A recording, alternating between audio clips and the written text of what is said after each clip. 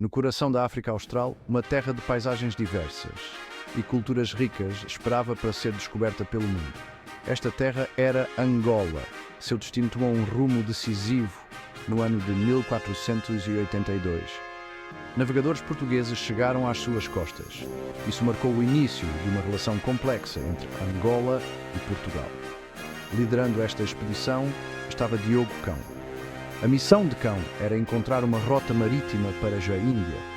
Era uma jornada para o desconhecido. Esta jornada o colocaria frente a frente com o povo de Angola. A chegada de Cão em Angola foi um evento memorável.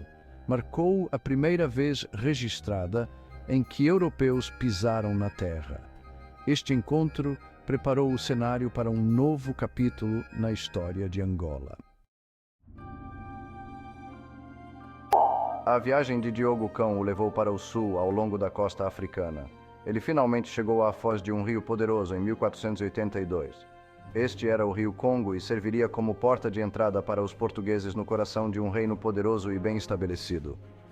O Reino do Congo, com sua estrutura política sofisticada e cultura vibrante, dominava a região.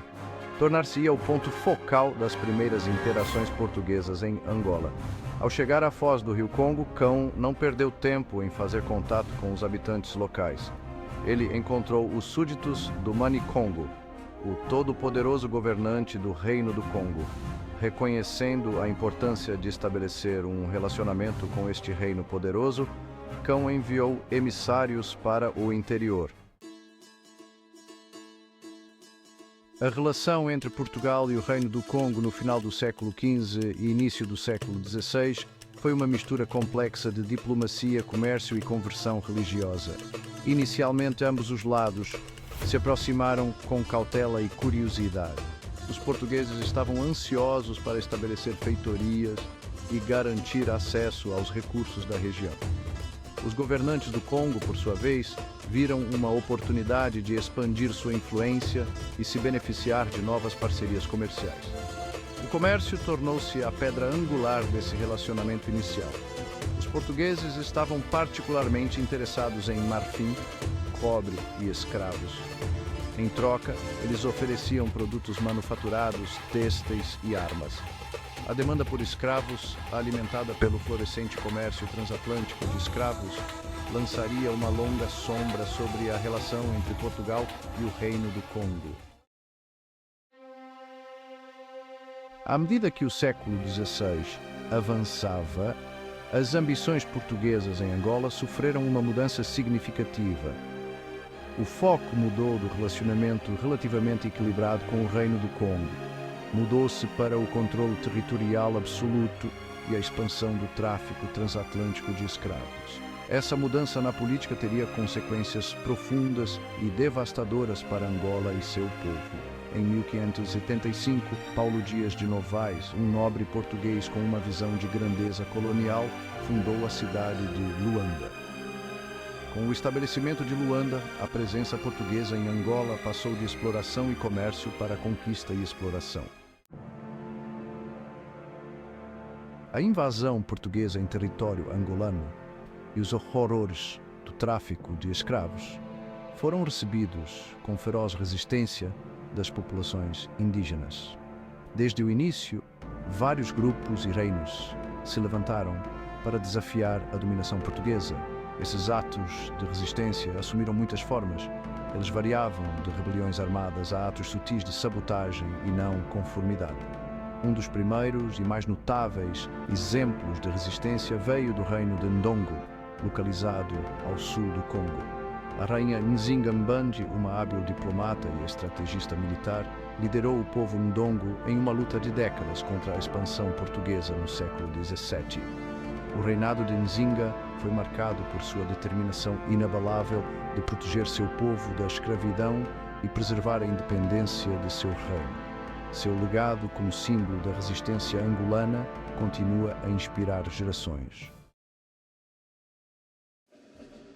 O século XX testemunhou um ressurgimento do sentimento nacionalista em toda a África. Angola não foi exceção. As realidades brutais do colonialismo português, juntamente com a tendência global para a descolonização, alimentaram o crescimento de movimentos de independência dentro de Angola.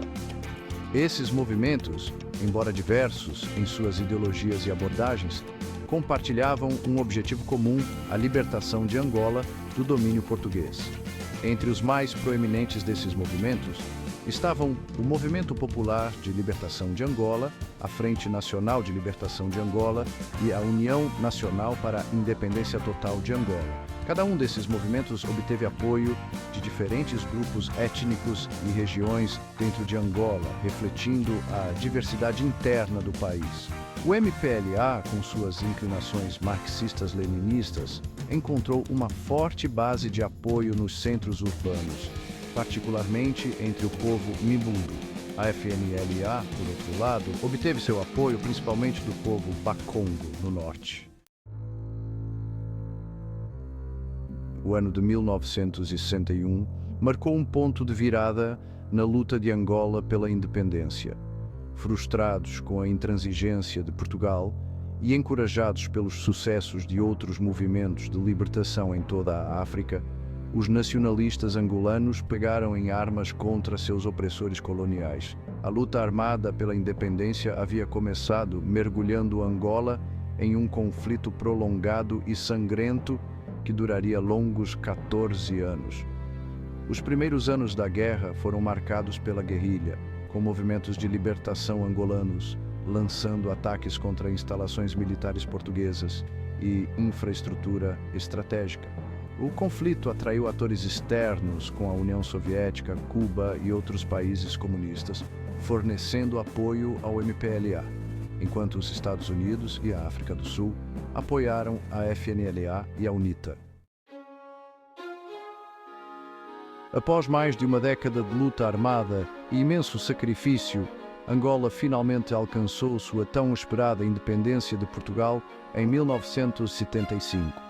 A Revolução dos Cravos em Portugal, que derrubou o regime autoritário do Estado Novo, abriu caminho para que as colônias africanas do país, incluindo a Angola, alcançassem a autodeterminação. No entanto, a transição para a independência estava longe de ser tranquila. Apesar da assinatura do Acordo de Alvor, que visava estabelecer um governo de transição e abrir caminho para eleições, as divisões internas entre os três principais movimentos de libertação, MPLA, FNLA e UNITA, rapidamente se agravaram em uma guerra civil.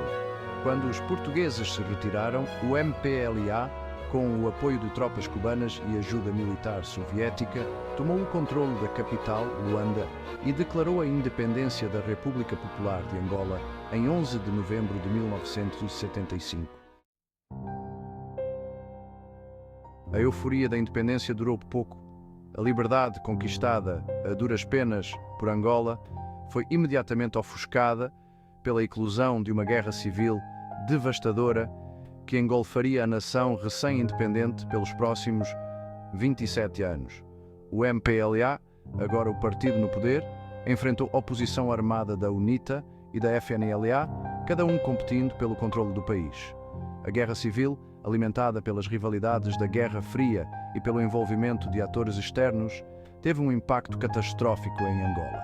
Ceifou a vida de centenas de milhares de pessoas, deslocou milhões e prejudicou a infraestrutura e a economia do país.